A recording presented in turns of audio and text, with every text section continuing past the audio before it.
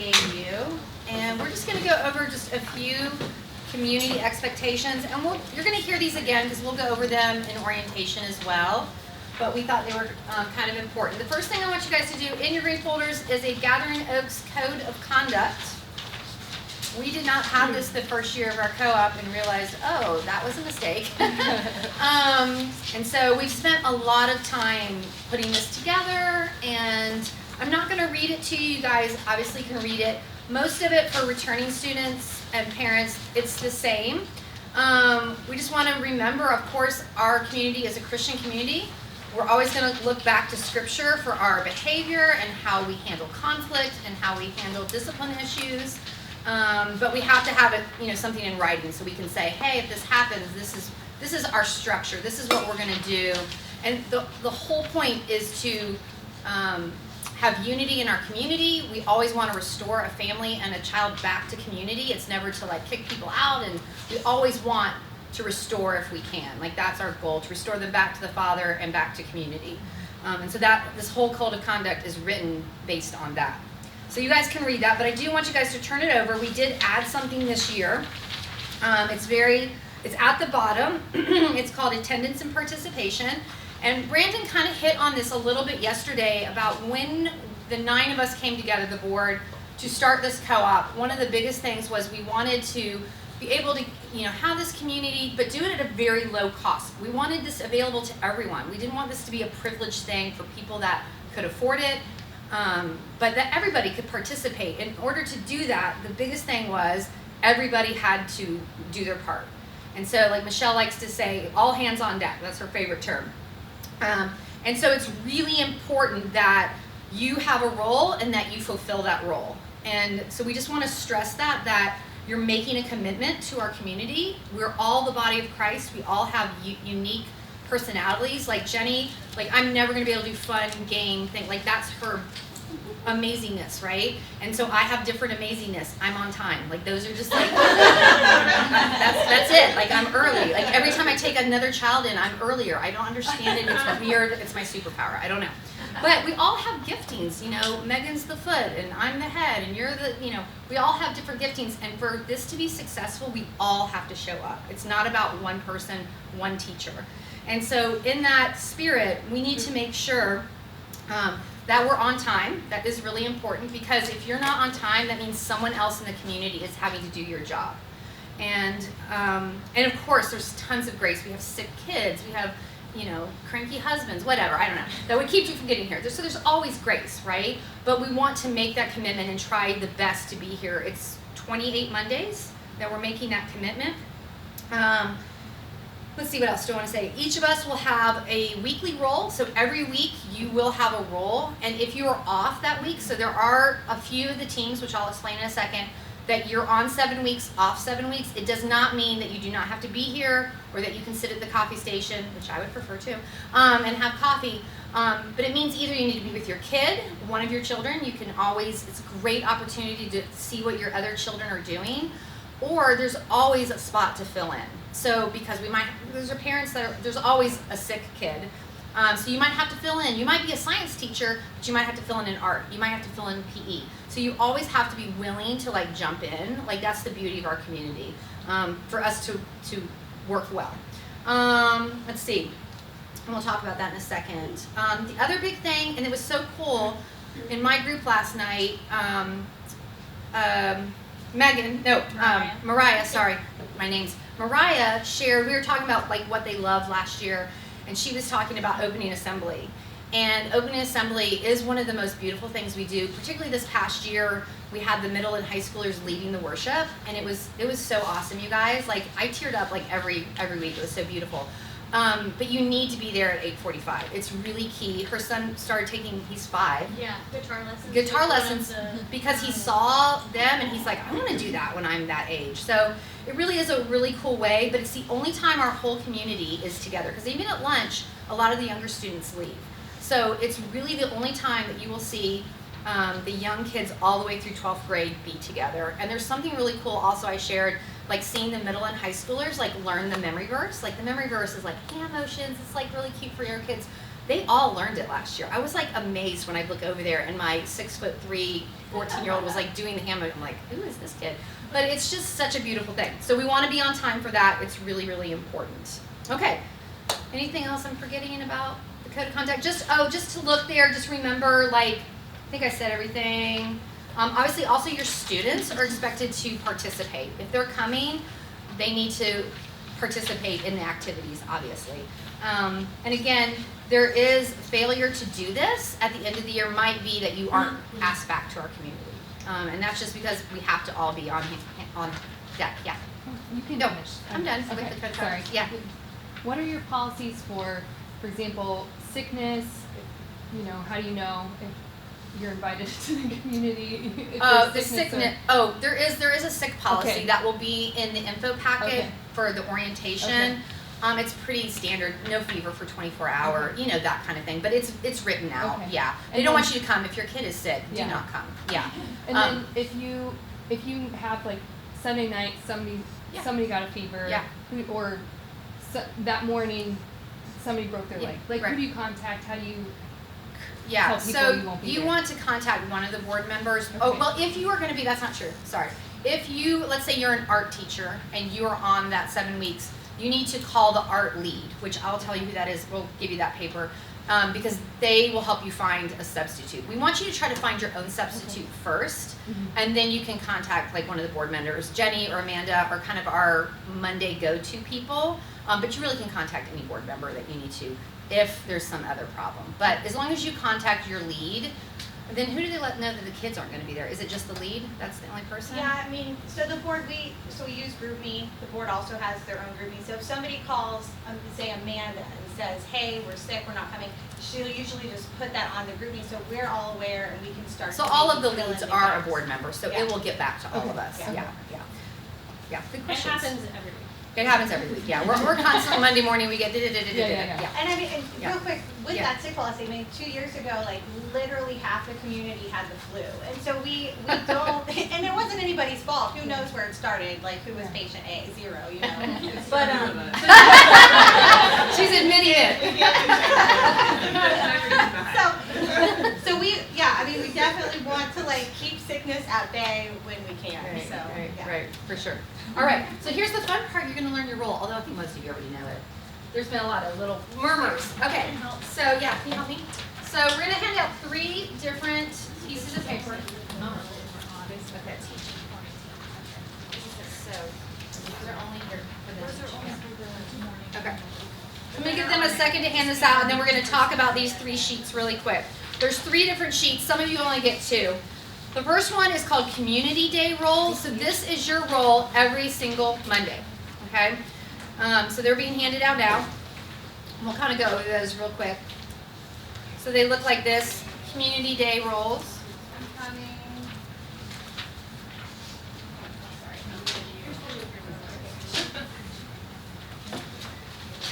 All right.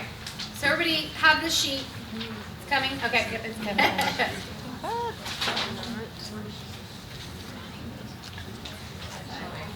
Okay. All right, guys, look at me for just a second. I first want to say about the Community Day roles and the yearly roles is that when you guys registered for GO, do you guys remember you filled out the form of like my first option, my second option? Okay, so we have how many families, Jenny? I don't know. 32? 30 something. So, okay, so we have all these families. It is like a jigsaw puzzle. Yeah, our heart's desire is to put you in your first option, obviously. Our heart's desire is to put you where your gifting is. But that's not always possible because it's like, where do we put people? Where do we have coverage? There's so many variables to why we put you where we put you. You absolutely can come talk to a board member about why we put you there, all the things. There is lots of reasons, but we want you to be happy. We don't want you to come here and be like, I hate coming here. Like, obviously, we want everybody to be somewhere they really love. Each of the team leads is a board member, like I said. The Go coordinators, is Amanda in the morning and you're in the afternoon? No, it's So- throughout the Oh, day. just throughout the day. Okay, so this year, Amanda's been the coordinator the last 2 years, and that's just somebody on Monday. If you're having a problem Monday, because we're all teaching, right? These two people you can get and say, hey, I'm having a problem with this student, or I'm having, I don't know, whatever the problem is. That's who you want to contact. Like, that's your first point of contact on Monday mornings, okay? The Greenwood teaching team, Lisa's leading that, and these are the teachers that are going to be leading the memory work and the presentation and snack downstairs. We have the Sprouts team, which is a new thing this year, which is really fun. This is for our pre-K students. I just love the name. I just think it's so cute. We have the art teaching team, and this team, unlike our teaching teams teach every single week, but they're only teaching for an hour, except at Sprouts. Sprouts, you're different and unique. And so even though they teach every week, they get other hours where they're rotating the students, and then they can go sit with their other student, or maybe their high school student. So they have some flexibility every week, where if you're on art, music, science, and Bible and PE, you're on a 7-week on, 7-week off. But on that 7-week on, you teach every single period. Does that make sense? Okay, so art teachers, Kim Sanders is the lead. Music team, Kim Sanders is the lead, but won't be teaching music. Science team, Kylene is the lead. Bible teaching, Amanda's the lead. PE is Michelle. Orchard team is Jenny. The Grove team is me. And then we also have after class. So in the afternoon, we have classes for 3rd through 12th grade, but if you have siblings, there's an after class for them. Okay? So those are your weekly roles. Questions? Yeah. Can you talk more about the Sprouts? Are you splitting the Bear Cubs into like older and younger? So basically, the Sprouts, it's also another little thing. The Sprouts are going to be like really old 3-year-olds and 4-year-olds. And basically, they will kind of be on a different rotation. They're not going to rotate. They're going to do a little bit different. And we're going to give them more breaks. They're going to get to go outside. It's going to be their own little curriculum. We're not splitting the Bear Cubs though, because they're all moving up to kindergarten. It was the pre-K coming in. Instead of lumping them into Bear Cubs, because like we Right. have a couple Instead of of younger lumping them Bear in, Cubs, yes. right? So Right. that and that Right. and that. So it'll be a true splitting. kindergarten class and then a true like pre-K class. Okay. Yeah. Again, just something we're trying. We'll see how it goes. Yeah, I think it's a good thing. Yeah. Kimberly. Are we still doing art for the older kids? 'Cause I spoke Say it one more time. Are we still doing the art for the Yes. older kids? Yeah. 'Cause I spoke with Michelle and she said that I was going to do the snacks and presentation and then art. Yeah. So my art and. We'll talk to you personally about that, but yes. Yeah. The high schoolers are excited about it. Yeah. Just real quick, that full-time after class, how long is that? Like, what are the hours for that? For the after class, it's 1:15 to 3:15. Yeah. And there's these two adults, but then we also have 2 paid people. It depends on how many kids. Yeah. you know, We have a just lot of kids in aftercare. So, we make sure the ratios are right. But we have 2 parents in there, and then we usually have some paid people, college students kind of thing. Yeah. Good question. Okay. Ask more questions as they come. Okay, and then the next one is the community roles. And so every parent will have a yearly community role also. And this is just, some of these things are one-time things, like, I don't know which ones. Like, the field trip committee. No, that's not a one-time thing. Like Donuts for Dads, Fall Festival, Thanksgiving Feast, Christmas Party. Those are just one-time yearly events that you'll be on the committee. There's obviously a lead for all of those committees, and they will coordinate when you guys should meet and what you do with that. There are some more like weekly roles, like Bible memory. Jenny does that, the worship team leader. We have a coffee coordinator, which is really, who's on that this year? Okay, good. Very important, very important thing. But yeah, so everybody is put into one of these yearly roles as well. Cool? All right, questions about that? All right, and then the last one is just, not everybody got this, but if you are on the science team, Bible team, PE team, or art team, you got this rotation. And this is, you have, for each of those teams, you have team A and you have team B, okay? And so team A, you're on for 7 weeks the first semester, and then you're off for 7 weeks. Again, does that mean you don't have to come, you can just drop your kids off? No. Okay, you need to be on campus, you need to be here participating either with your student or teaching in another area. And then you're on for 7 weeks in the spring. And then team B, so they switch. Does that make sense? Okay. And then the other thing for the afternoon class, and we'll talk more about this with Grove and stuff, but for our afternoon classes, those are also not dropped off unless you're you have an Orchard student only. Those are separate people. But if you have a child in a program, you need to be with that child. Okay? That's really important. I just thought of something that's not on here. We had also, there's some moms that specifically are gonna be helping as like assistants in the orchard. That isn't listed. So Cindy and Candace, we were hoping, because you guys are mostly here, that you guys are gonna kind of serve as The extra hands. floaters, extra Yeah. hands upstairs. Stephanie too? And Stephanie occasionally, yes. Yeah. Okay.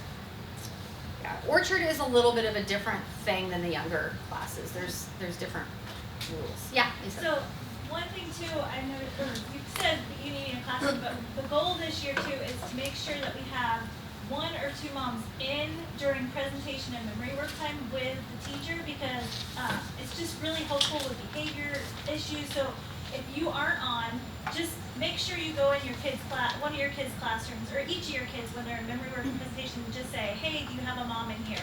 Just so they have extra hands.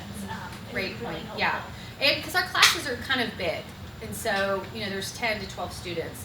So always having an extra parent in there is super helpful. It's not always And possible, it's but just an hour that you need to be in there to yeah, help, so. yeah, for sure.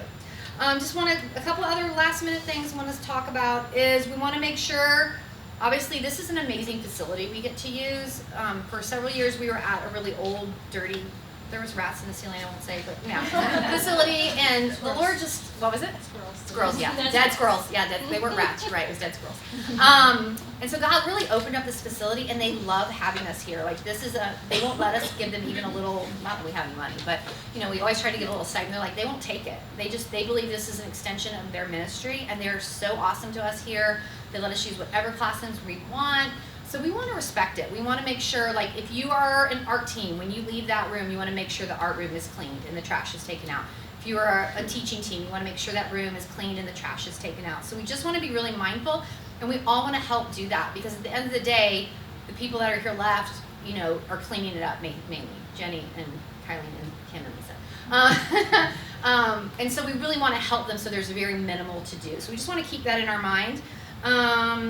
Kids rotation. Oh, the other thing that this has been a tricky thing. So at the end of the day at 12:15, all students will rotate back to their memory work room.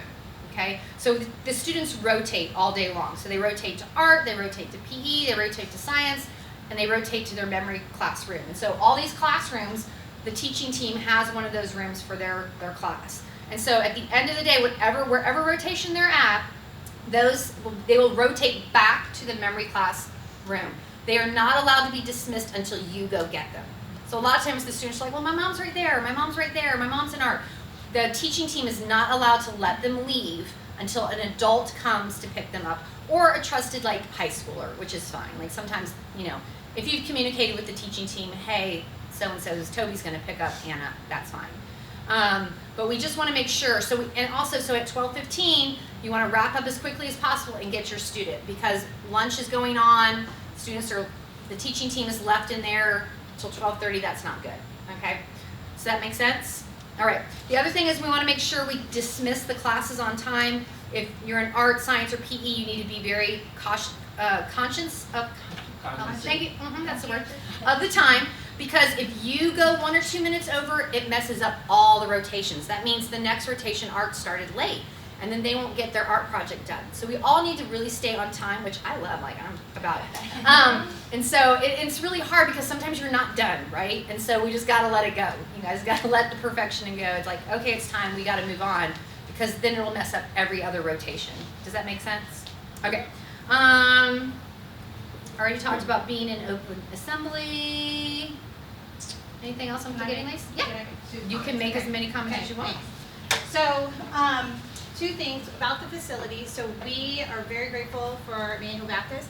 They've asked part of what they need for insurance purposes for them is for us to do our background check through their system. So closer to the time of the school year, you'll have to do a background check with them. I know lots of people have background checks through their church and through other things, but it's been a very specific request that we're gonna honor.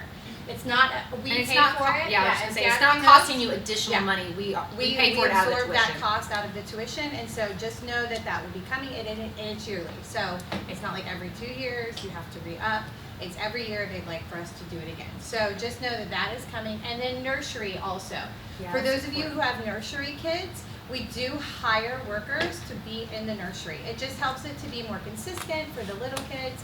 If you're off and you want to go be in the nursery that day Do with your it. younger kids, excellent. Go do that. Go play with them. Go see how their day goes. I was able to do that last year. It really gave me a sense of like what was actually going on in the nursery to be able to adjust. I'm the nursery coordinator also, so it just was helpful to see like how do I help make this environment better for our littlest ones. The And first so- semester that we ran this 2 years ago, we included parental as that was your weekly role. And the biggest feedback we got, we did a feedback in December, was that those parents felt isolated from the community because it's a separate building and you have to walk over there. It totally made sense. And so we looked at our budget and we were able to use the budget to hire people, and it's really been the best thing because then everybody is in this building other than the little kids. They don't care. But the parents felt more connected, and so that's why we did that. And so, yeah. Yep, and at orientation, we'll go over protocol for drop off and pick up and all those things for the nursery. Yeah. So, yes.